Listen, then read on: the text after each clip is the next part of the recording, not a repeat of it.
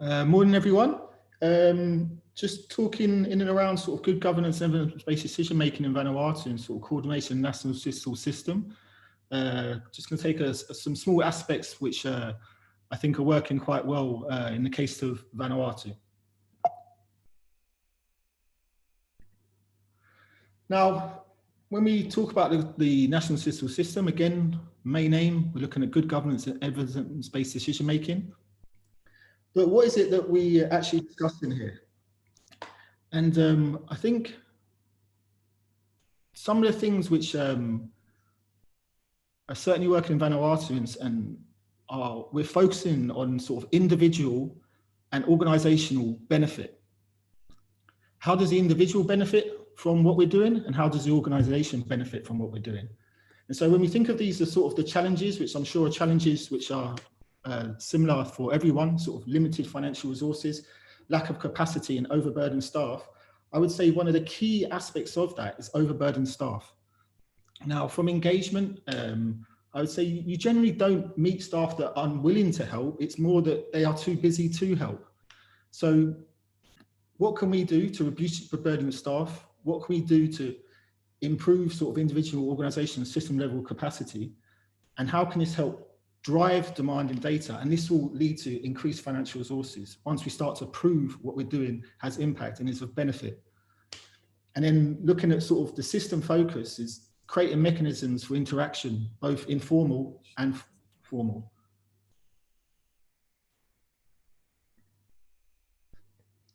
Now, one of the aspects we've been focusing on in Vanuatu is looking at sort of how data science can be integrated into administrative data systems.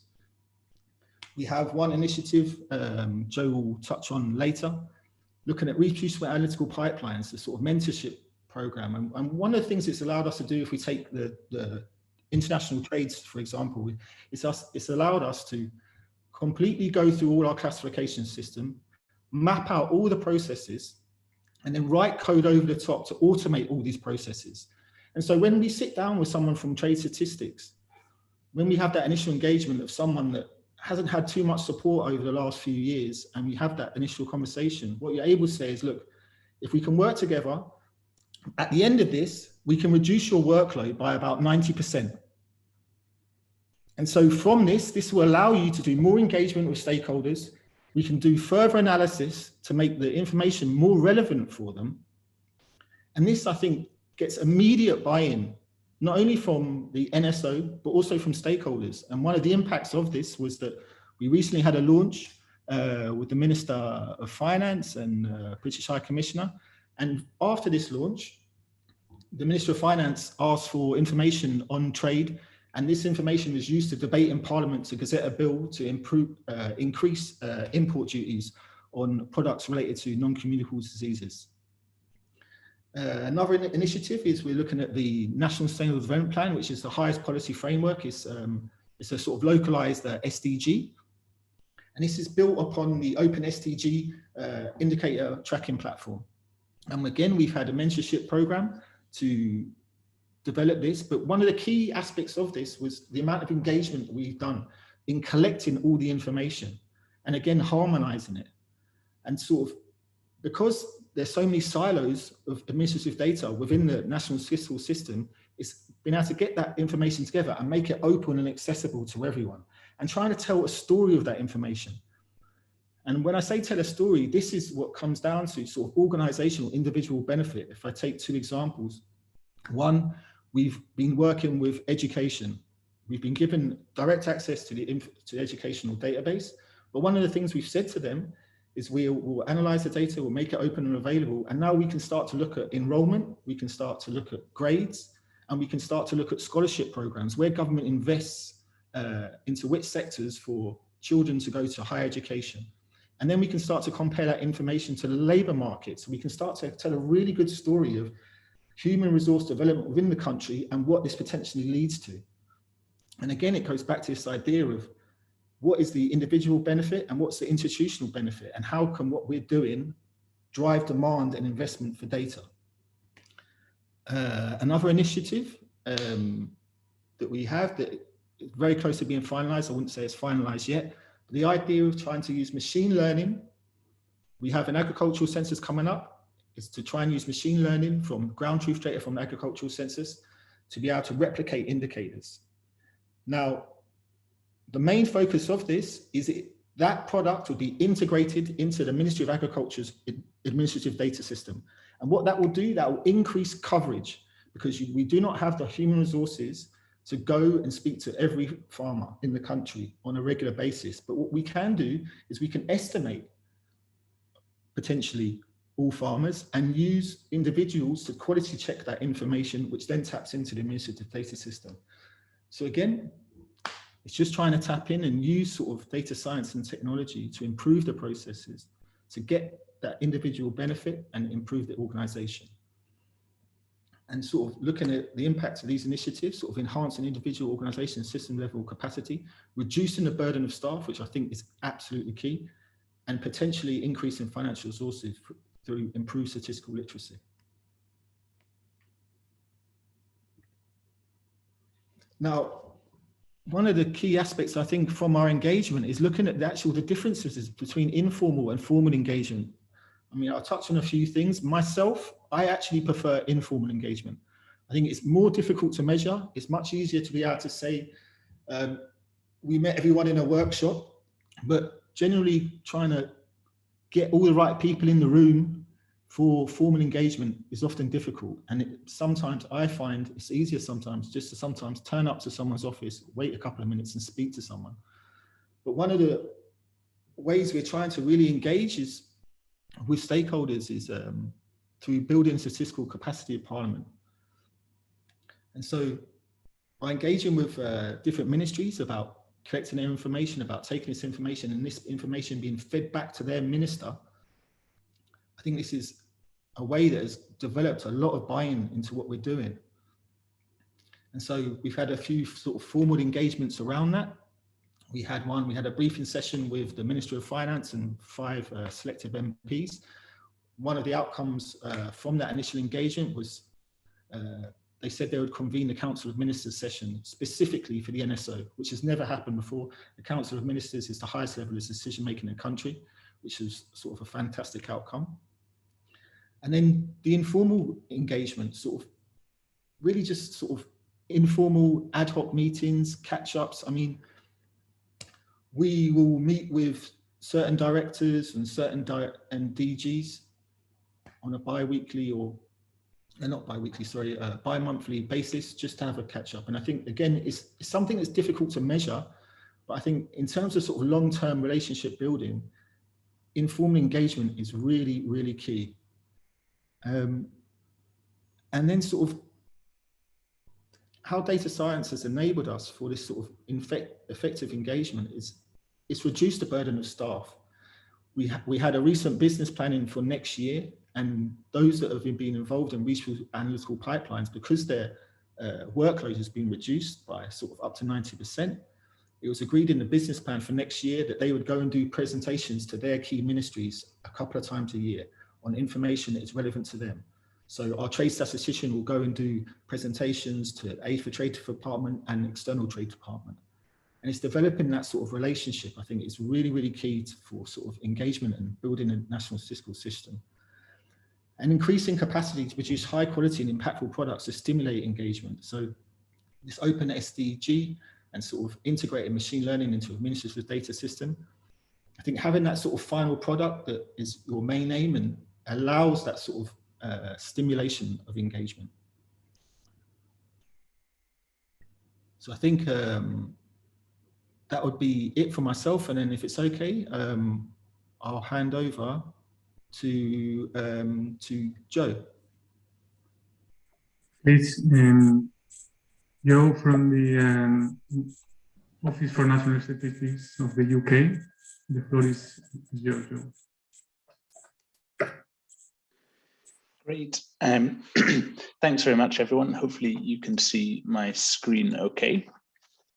So I wanted to follow on from Hugo and explain a little bit about what our role in building capacity in the Vanuatu National Statistics Office was, and just speak more generally about how we see these efforts aligning with this goal of engaging with data owners. So a little bit about the hub. So we're based within the UK government's Foreign, Commonwealth and Development Office, and we're a little bit strange in that we're split between the Foreign, Commonwealth and Development Office and the Office for National Statistics Data Science Campus. And the reason for that is that in the Data Science Campus, we're sort of thinking about novel data and data science methods and applying them in a UK context. Whereas by embedding this hub within the Foreign, Commonwealth and Development Office, we're taking that same aim, but thinking about it in the international development space. And that work comes in 3 streams. We've got research and development projects where we're trying to apply data science techniques to meet particular needs within and develop tools within the international development space. We've got data science training, so we have lecturers within our team, and their aim is to work with organizations to understand their needs and develop and use training resources to address those needs. And then similar to the training, we have mentoring, and these are more long-term efforts to build reproducible data science capacity in organizations around the world, such as the Vanuatu National Stats Office. And so our mentoring, we really work with organizations all over the world, and generally those will be statistics offices in different governments. And our overarching aim is about building capacity. And as Hugo has really nicely highlighted, we see that as an opportunity to really improve the ways that we are gathering and processing and analyzing and presenting data using data science techniques. And then by doing so, really allow more access and accessibility to the data sources that all of these amazing organizations are producing. So Vanuatu is not alone in that. Statistics offices around the world are producing a massive amount of really high quality data. So by building capacity in data science techniques, part of that is enabling those organizations to use those data. Often what we find is that there's a huge amount of effort into the reporting and making sure that we're meeting our indicators, but that leaves little time to really leverage these data sets and see what we can learn from them.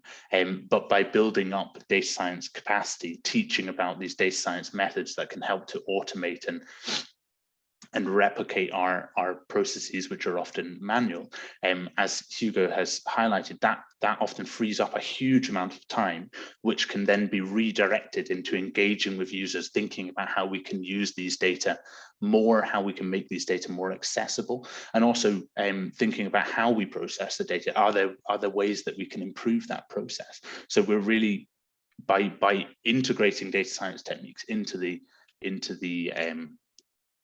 those processes, we're hoping to sort of change the way that we work with data all around organizations. And while our focus is on the international development space, we have very similar work going on here in the UK government too. This isn't something that is going on outside of the UK. There are projects and teams working in the UK government that really benefit from understanding how data science can be used to improve the ways that they're working. So this is, while our focus is internationally, there are similar efforts going on across the UK government that are seeing massive benefits as well because of these techniques allowing us to improve the ways that we're working with data.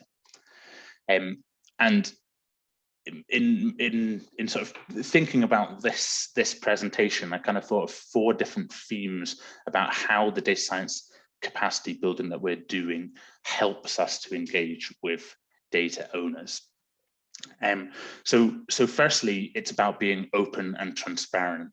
A lot of our processes here in the UK government and in many organizations, they are opaque, they are difficult to understand, they're often even difficult to replicate. But by encouraging open source, using open source tools and open source standards and documenting what we're doing, we can be more open and transparent. And that enables us to be clear about how we're producing our reporting. And that in turn, which we'll touch on, helps us to build trust with our users and helps them to be a part of the process of developing our outputs. And I've mentioned access and accessibility. So in my mind, I'm thinking about those in two different ways. We've got the data science tools themselves, so open source programming languages like R and Python, and tools for helping us to collaborate like Git and GitHub.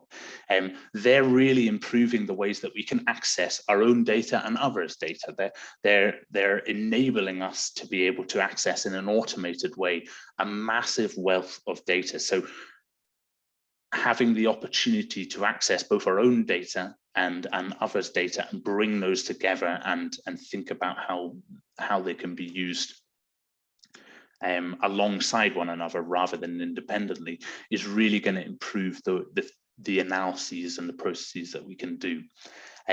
But then also thinking about accessibility, it's about the data that we have and how we present it in our reporting. So often that can be in quite dense tables, which is it's great, and those are really useful for being able to track indicators, but it doesn't necessarily make that data particularly accessible.